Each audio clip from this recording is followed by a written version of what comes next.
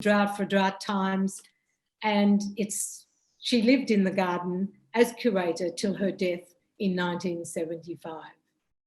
Now I'm going to ask Amanda just to show you some of the pictures of that story that I've just been telling you. Thanks, Amanda.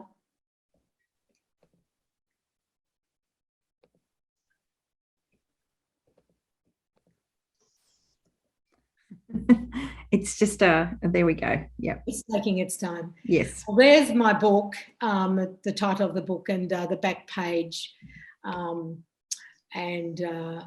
yeah, next one. That's her when she was about 60. This is her when she was, I've worked out, 29, because she had a photo taken when her fiancé was leaving.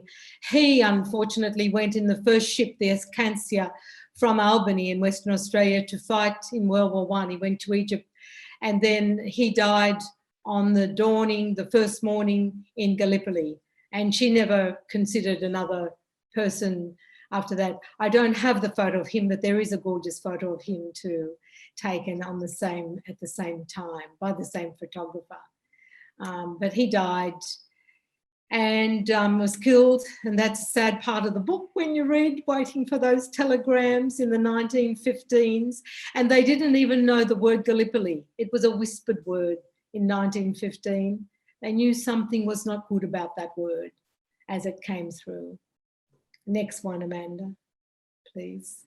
There she is as an anthropologist on her camel going out into the inland, and she loved being on the camel and being with the Warlpiri guides that she had. And next one, I think it's also her, the next one is her, there's one of her 10. There's some of her writings, the way she wrote and drew things. And that's another photo of her taken after, like when she's about 40 in that one. And that's a little bit of the gardens. It's a collage I made for something. Thanks, Amanda. Here I am in the Australian Institute, Aboriginal and Torres Strait Islands Institute in Canberra, where some of the boxes, they were so friendly to me and so helpful down there. And I went day after day working in these beautiful surrounds. It's the Institute is next to the Australian Museum down in Canberra. I think the next one also shows the boxes, close-up of the boxes and close-up of some of her writings. And as I said, I felt so humble just reading through all of this and the 22 boxes that were there. Thanks, Amanda. This is the gardens, the introduction. There's olive pink. You can hardly see it. It's olive pink botanic gardens. And that's what I saw 12 years ago. It was an older one. That's a newer one. And I wondered, who is this olive pink? And that was the beginning of my search. And then you walk. I'm just going to show you a few, just in case with this lockdown, if we never get back to Alice Springs. My launch was supposed to be in this gardens on the 19th of this month. And it's all been, and there was going to be an opera, premiere of an opera about her, and my book was being launched. There was over 120 people coming. And it's all on hold, not even a Zoom. So thanks, Amanda. So I'll just walk you into the gardens. I know some of you have probably been in the gardens, but I used to go there quite a few times. I stayed nearby and I walked each day through the gardens. There's bird watching to do. There's a lot of wildlife. Thanks, Amanda. The wildlife, and look at the colour of the hills behind. There's sort of like that purpley colour. It's the colour I tried to get onto the cover of my book. And the mother and baby, and there was many wallabies, and there's a black-footed wallaby is there also. And you can see there's some rougher parts, rougher walks, and then some more smoother tracks around. It's something for everybody in olive pink botanic gardens. Thanks, Amanda. Yeah, that's the colour I love that colour of the hills. And then you get straight around on the other side, you get the very red hills. Thanks, Amanda. That was a bit of like a labyrinth. And this is the Bean Tree Cafe where I was supposed to be having my launch in another week.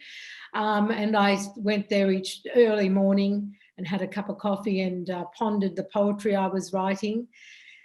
And it's right next to the, like a tram. It was like a tram that she used to live in, because they did move a tram there for her, but it's all been done up now. Thanks, Amanda. And we had brunch there. I put this in one because that's Michael, who's been so good, to help me.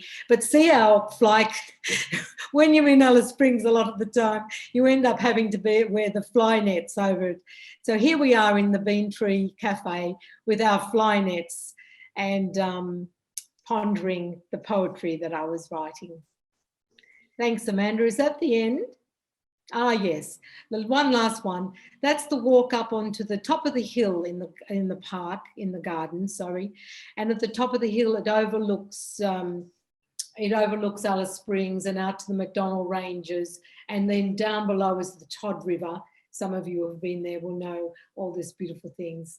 The Todd River, it's a dry river most of the time. So that was symbolic. Those steps were a symbolic part of the journey for me. Thanks, Amanda. Thank you for those. So as oh yes, if you want to buy it, Georgia found the word hard to say, Ginninderra Press. You can look it up. I've got a link there, but it's a hard, long link.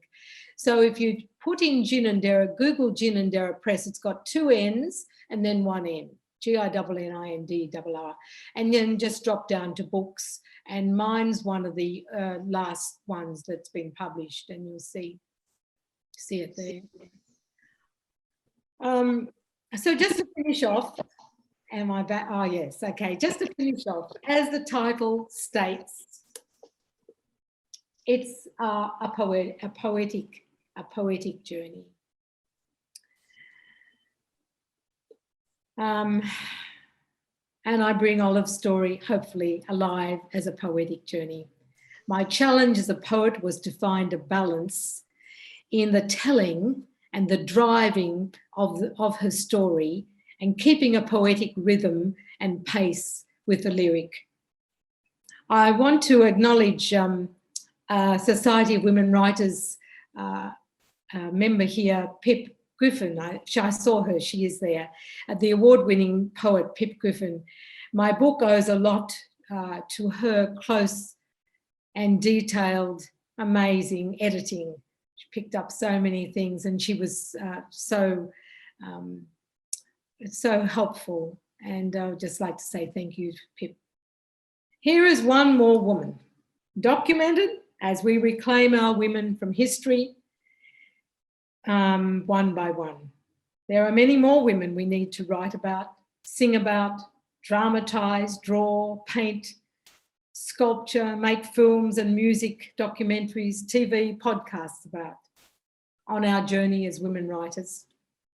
I have enjoyed researching and writing Olive's story, and I hope you enjoy it too. Thank you, everybody. Thank you very much, Colleen. What an amazing story about Olive. Amazing story. And I do hope it is in all the schools for Year 12 students to study. Thank you very much for sharing your part of your story and Olive's story as well.